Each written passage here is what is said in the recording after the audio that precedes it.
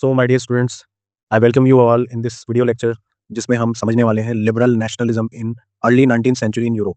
यानी उदारवाद राष्ट्रवाद के मायने क्या होते हैं, उदारवादी राष्ट्रवाद के मायने हम इस वीडियो लेक्चर में समझेंगे। तो अगर हम लिबरलिज्म की बात करें तो लिबरलिज्म का जो आइडिया है वो नेशनल यूनिटी से भी रिलेट करता है। जब हम chapter number 1 NCERT class 10th history को स्टडी करते हैं, यानी नेशनलिज्म इन यूरोप को स्टडी करते हैं, तो लिबरलिज्म का जो आइडिया है वो कनेक्ट करता है 19वीं सदी के यूरोप को राष्ट्रीय एकता से, जो लिबरलिज्म से उसको कनेक्ट करके चलता है।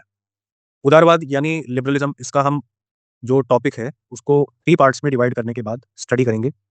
पहला हम इसका मीनिंग समझेंगे, सेकंड पार्ट हम इसका पॉलिटिकल व्यू यानी राजनीतिक तौर पर इसका क्या मतलब है, और थर्ड पोर्शन में हम इसको इकोनॉमिकली समझेंगे कि इसका आर्थिक तौर पर क्या असर पड़ा या आर्थिक मायने इसके क्या होते हैं। सो फर्स्ट ऑफ ऑल हम ये समझते हैं कि लिबरलिज्म का मतलब क्या होता है। तो नए मध्यम वर्ग में जो नया मिडिल क्लास जनरेट होता है यूरोप में, जिसमें मर्चेंट्स, बिजनेसमैन, इसके अलावा जो एजुकेटेड मिडिल क्लास है, तो उनके लिए जो आज़ादी है या जो नेशनलिज्म है वो आपस में कनेक्टेड है थ्रू लिबरलिज्म। मतलब for the new middle class liberalism stood for freedom for all individual and equality of all before the law.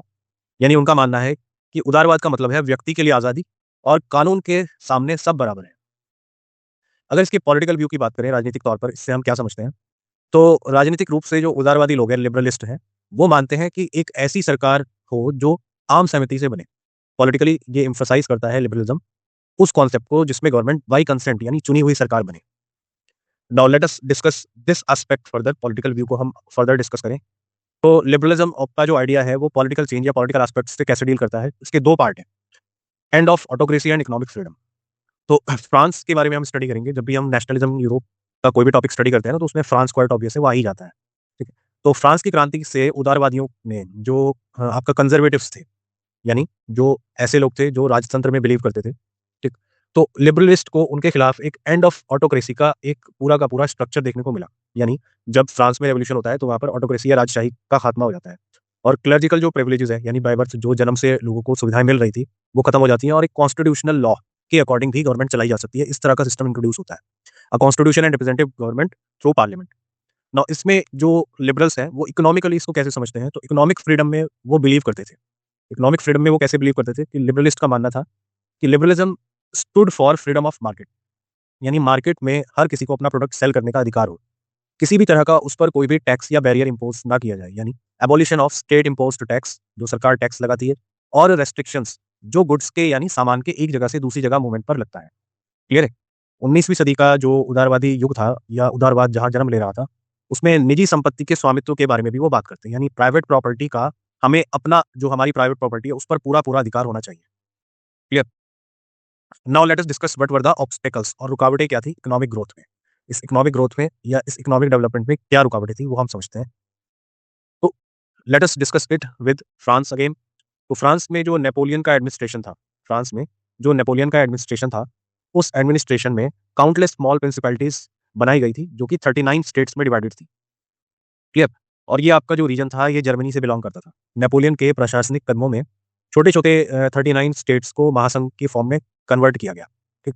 इसमें से जो हर एक आपका कॉन्फेडरेशन था उसकी अपनी कुछ ना कुछ करेंसी थी, कुछ ना कुछ वेट मेजरिंग सिस्टम था, और कोई ना कोई आपकी मेजरिंग प्रणाली हुआ करती थी, जिसमें हर एरिया की करेंसी अलग है, हर एरिया का वेट मेजरमेंट अलग है, और हर एरिया में अलग-अलग तरह के रूल्स फॉलो होते हैं।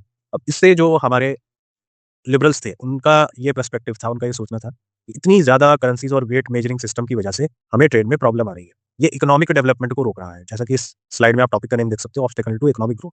तो ये हमारी इकोनॉमिक ग्रोथ को रोक रहा है, यानी it is a barrier to trade. तो सच कंडीशंस उन्होंने देखा कि वो एक ऑब्स्टेकल है इकोनॉमिक एक्सचेंज में और हमारी इकोनॉमिक ग्रोथ में, जिसको मिडिल क्लास एक हथियार के तौर पर देखती थी कि ऑटोक्रेसी के अगेंस्ट हमारा ये एक हथियार है।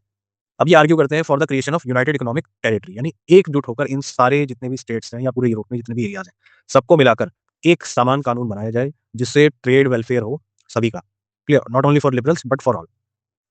तो इसके बाद पर्शिया की लीडरशिप में एक डिसीजन लिया जाता है, पर्शिया की लीडरशिप में एक डिसीजन लिया जाता है, फॉर्मेशन ऑफ जोल्वेरियन।